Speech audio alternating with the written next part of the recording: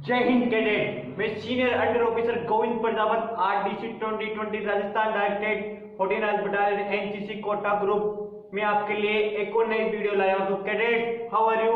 आई think आप सभी सब कुशल मंगलम होंगे। अपने घर में सभी अपनी कॉलेजेस में ड्रिल स्टार्ट कर दी होगी, क्योंकि कोरोना के बाद लगभग सभी कॉलेजों में एनसीसी की भर्ती हो गई है। मेरी कॉलेज में भी कल परसों ही भर्ती हुई थी। तो कैडेट, आप अपनी स्टडी में फोकस हो जाइए, क्योंकि आपका एग्जाम बहुत जल्दी आने वाला है। तो कैडेट, उसके लिए मैं आपके लिए एक छोटी सी वीडियो लाया हूं। तो मेरे पास क्वेश्चन बैंक बहुत सारे लास्ट ईयर में जो भी 2015, 16, 17, 18, 19 में जितने भी क्वेश्चन आए थे उन सबका पीडीएफ और उन सबका इंफॉर्मेशन मेरे पास है, डेटा है। लेकिन मेरे पास टाइम लिमिट है, तो मैं थोड़ा सा अभी यहाँ समझा देता हूँ तो आपको किस प्रकार से अपनी तैयारी करनी है आने वाले exam B certificate, C certificate और ए सर्टिफिकेट के लिए। तो कैडेट्स, हो जाइए तैयार, let's go, ready up. Notification दबा दीजिए अपने बड़ी और अपने दोस्तों में इसको शेयर कर देना, क्योंकि आपका फायदा है। तो कैडेट्स, फर्स्ट क्वेश्चन देखना कि मैं जितने भी क्वेश्चन बताऊंगा इनमें से लगभग 95% चांस है एग्जाम में आने के। तो आप देखिए cadets, first question, chief of army मतलब चीफ ऑफ आर्मी स्टाफ कौन है आपके? अभी जो वर्तमान समय में अपने इंडियन आर्मी की चीफ ऑफ आर्मी ना, वो है एम जनरल रैंक। फर्स्ट में आप जितने भी ऑफिसर के नाम लिखेंगे उनके आगे रैंक का लिखना, यानी ओहदे का लगाना महत्वपूर्ण है, इंपॉर्टेंट है। Without rank note correct answer, ठीक है। तो फर्स्ट लिखिए जनरल एम नरावने, यानी भारतीय सेना के मुख्य चीफ जो है जनरल एम नरावने हैं, एम नरावने जो भी भारतीय सेना के जनरल है।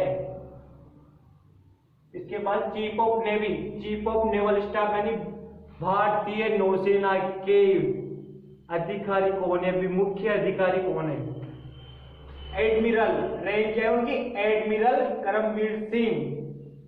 एडमिरल करमवीर सिंह भारतीय नौसेना के मुख्य अधिकारी है वर्तमान समय में, ठीक है दोस्तों। Cadets, third, first, second, third, chief of air force. Chief of air force मतलब चीफ ऑफ एयरफोर्स स्टाफ, यानी भारतीय वायुसेना के मुख्य अधिकारी कौन है, जो पूरे देश में भारतीय वायुसेना की कमान अपने हाथों में रखे हुए। दोस्तों कैडेट्स, भारतीय वायुसेना के अपने अधिकारी एयर चीफ आरकेएस भदौरिया, मतलब air chief RKS Bhadauria, air chief marshal RKS Bhadauria, भारतीय वायुसेना के RKS Bhadauria, air chief marshal RKS Bhadauria भारतीय वायुसेना के अधिकारी हैं। भारतीय वायुसेना, आपको गर्व होना चाहिए आपके देश की सेना, भारतीय सेना हो या भारतीय नौसेना हो या भारतीय वायुसेना हो, तीनों सेनाओं ने देश का इतना अच्छा सा मनोबल बढ़ा रखा है कि कोई सी भी ताकत आई, चीन हो पाकिस्तान हो, डरना नहीं है, तीनों में तत्पर रहते हैं। तो दोस्तों, आपको गर्व होना चाहिए अपनी सेनाओं के ऊपर, अपने सशस्त्र बलों के ऊपर, क्योंकि आपके लिए दिन रात अपनी बॉर्डर अपनी सरहदों पे खड़े रहते हैं कैडेट। तो आप भी तैयार हो जाइए, अपने अंदर जुनून भरिए भारतीय सेनाओं में जाने के लिए। तो एनसीसी आपको ये अपना एक परफॉर्मा एक स्टेज उपलब्ध करा लिए, तो भारतीय सेनाओं में आपको बहुत अच्छा मौका मिलेगा कैडेट्स। तो हो जाइए तैयार भारतीय सेनाओं में जाने के लिए। एयरफोर्स में जाओ, एयरफोर्स में जाओ, नेवी में जाओ, किधर भी जाओ, आपको अपने देश की सेवा करनी है। राह अनेक लेकिन मंजिल एक, मंजिल के एक क्या, सर्विस बिफोर सेल, यानी खुद से पहले औरों की सेवा करना है, जो ये सबसे बढ़िया मौका मिलता है डिफेंस फोर्सेज में। इसके बाद आपको थर्ड ये पॉइंट है, मैंने भी 2-3 साल से ये नया आया है पद, चीफ ऑफ डिफेंस स्टाफ, यानी तीनों सेनाओं के मतलब एयरफोर्स, नेवी और आर्मी, तीनों सेनाओं को कंट्रोल करने के लिए एक अधिकारी होता है, यानी चीफ ऑफ डिफेंस स्टाफ, ठीक है। डिफेंस मतलब जितने भी तीनों सेनाएं आएगी ना, भारतीय सेना, भारतीय वायुसेना और भारतीय एयरफोर्स, वायुसेना और आर्मी, तीनों आ गई। तो इनको हैंडल करने के लिए एक अधिकारी बनाया, अभी 2 साल पहले ही इसका पद आया था। तो कौन थे अपने सीडीएस, अपने इनको बोलते हैं CDS, chief of defence staff, general Bipin Rawat, जो भारतीय सेना के पहले चीफ ऑफ आर्मी स्टाफ थे, भारतीय सेना के पहले मुख्य अधिकारी थे, उनको बाद में सीडीएस बना दिया गया है। तीनों सेनाओं का मुख्य अधिकारी जनरल बिपिन रावत, बिल्कुल याद हो जाना चाहिए आपको, जनरल बिपिन रावत सीडीएस है, chief of defence staff in India, ठीक है। उसके बाद एयरफोर्स, इंडियन एयरफोर्स की स्थापना, इंडियन एयरफोर्स की स्थापना कब हुई, क्वेश्चन आता है डायरेक्ट 2 नंबर में कि भारतीय वायुसेना की स्थापना कब हुई, प्लीज मेंशन करो सन। तो क्या करना है, 8 अक्टूबर 1932 1932 को भारतीय वायुसेना की स्थापना हुई है। अब शॉर्ट फॉर्म पूछ लेते हैं आपसे बहुत सी बार, इसकी फुल फॉर्म बताइए।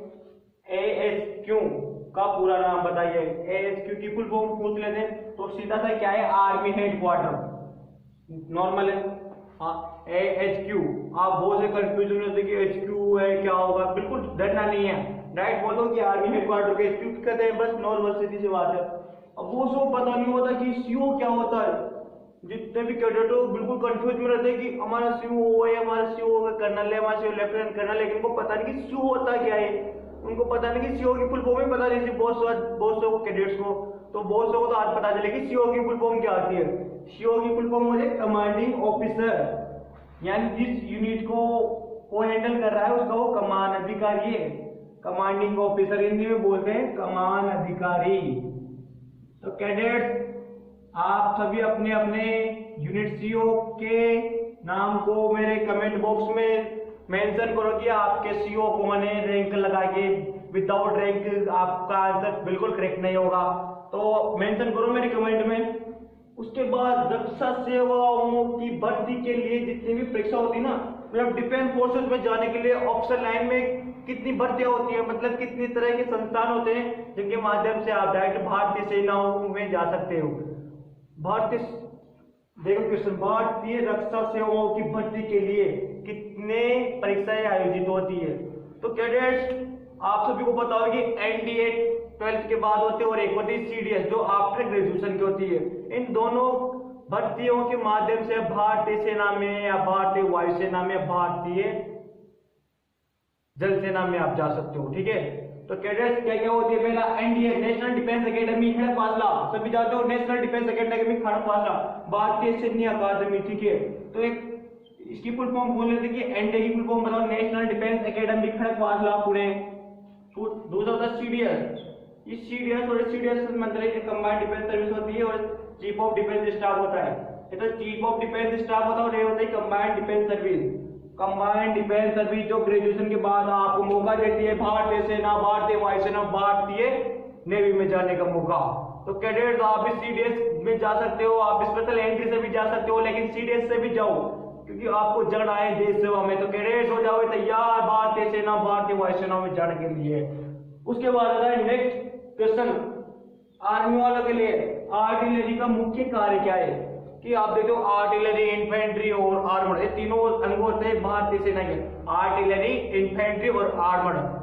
आर्टिलरी का काम होता है इन्फेंट्री को सपोर्ट करना। इन्फेंट्री क्या होता है, इन्फेंट्री होता है आप पहला युद्ध होगा तो सबसे पहले इन्फेंट्री रहेगी। इन्फेंट्री मतलब पैदल सेना अपने हथियारों के साथ दुश्मन को आक्रमण के लिए हल्ला बोलती हुई जाती है। जिस प्रकार आपने देखा था कि कारगिल के युद्ध में पहले इन्फेंट्री गई थी, इन्फेंट्री के जवान चढ़ गए थे टोलिन पहाड़ी पे, उसके बाद फिर आई इन्फेंट्री चली गई। फिर इन्फेंट्री को सपोर्ट करने के लिए आर्टिलरी को तोपे छोड़ी ना, उनकी लंबी लंबी पहाड़ों पर गोले बम बम बरसाए थे, वो अपनी है आर्टिलरी। तो आर्टिलरी का क्या होता है, इन्फेंट्री को सपोर्ट देना। फिर आर्टिलरी के बाद फिर एक और आती है आर्मर्ड। आर्मर्ड देखो क्या टैंक आते हैं, टैंक को बम बम गोले बरसाते हैं। टैंक एक तो आर्टिलरी गन्स होते हैं और एक होते टैंक जो चेन ऑफ BMP वगैरह वगैरह आते हैं उनमें। तो आर्टिलरी के बाद फिर डायरेक्ट आर्मर्ड आती है। तो आर्मर्ड में भारतीय सेना के अंगे आर्टिलरी, इन्फेंट्री और आर्मर्ड। तो ध्यान रखना कि क्वेश्चन आता है कि भारतीय सेनाओं में मेंशन करो पहले क्या, आर्टिलरी, इन्फेंट्री और आर्मर्ड, तो ध्यान रखना।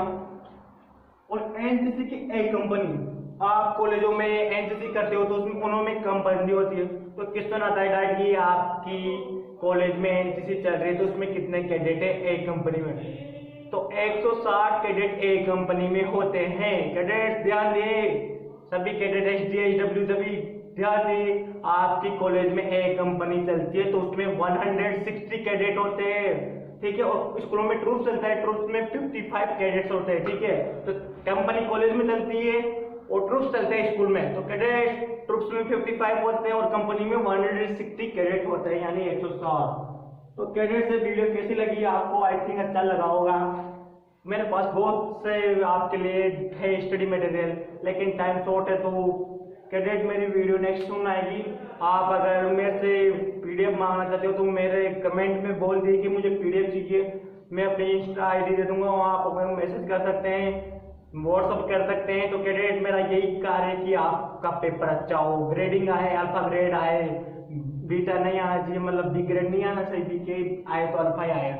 क्योंकि 3 साल मेहनत करते हैं, स्कूल वाले 2 साल करते हैं, कॉलेज वाले 3 साल करते हैं, और हमको कुछ मौका तो मिलना चाहिए यार आर्म फोर्सेज में जाने का। तो मेहनत करो जवानों, हो जाओ तैयार। आपकी सेना आपको पुकार रही है, आप सिविल सर्विस में भी जा सकते हो, डिफेंस में भी जा सकते हो, लेकिन जाओ किधर भी और अपने एनसीसी का नाम होना कि एनसीसी कैडेट है, डिसिप्लिन में हमें भी ऐसा बनना है। तो अपने आने वाले जो भी बड़ी छोटे बड़े बहन भाई हो, आप भी बड़े होकर अपने बच्चों को बिल्कुल एनसीसी दिलाइए, क्योंकि एनसीसी एक ऐसी संस्था है जिसमें आपको आप चरित्र, आपकी कैरेक्टर, आपका नेतृत्व करने की क्षमता को बढ़ा सकते हैं, क्योंकि आपकी बोलने की क्षमता, आपका लीडरशिप, आपकी भाईचारा, आपका बंधुता। क्योंकि एनसीसी क्या है, पूरे देश में लगभग अभी वर्तमान समय में 13 से 14 लाख कैडेट है। तो यार आपको गर्व होना चाहिए कि वर्ल्ड का सबसे यंगेस्ट और यूनिफॉर्मदार संगठन है आपका यूथ का, क्या है, एनसीसी, नेशनल कैडेट कोर। तो मुझे गर्व है कि मैं एक एनसीसी कैडेट था, हूँ और रहूंगा, और अपने आने वाले जूनियर्स और अपने छोटे बड़े भाइयों को प्रेरित करूंगा कि एनसीसी ले, क्योंकि एनसीसी आपको जीवन में आगे बढ़ने का एक सुनहरा मौका देती है। तो कैडेट्स, जय हिंद, जय भारत। बेल आइकन दबा दीजिए, क्योंकि मैं लाइक कमेंट मत लाइक करना मत करना, लेकिन घंटी आती है ना बेल आइकन, उसको दबा देना, क्योंकि जब भी मैं नेक्स्ट वीडियो आएगी उसको आप देख सकते हो। मुझे लाइक नहीं चाहिए, ना ही शेयर चाहिए, ना ही सब्सक्राइबर चाहिए, बस आपके साथ रूबरू होने का मेरा अच्छा सा टाइम निकल जाता है, यही मेरे लिए बहुत है। तो कैडेट, जय हिंद, जय भारत, भारत माता की जय।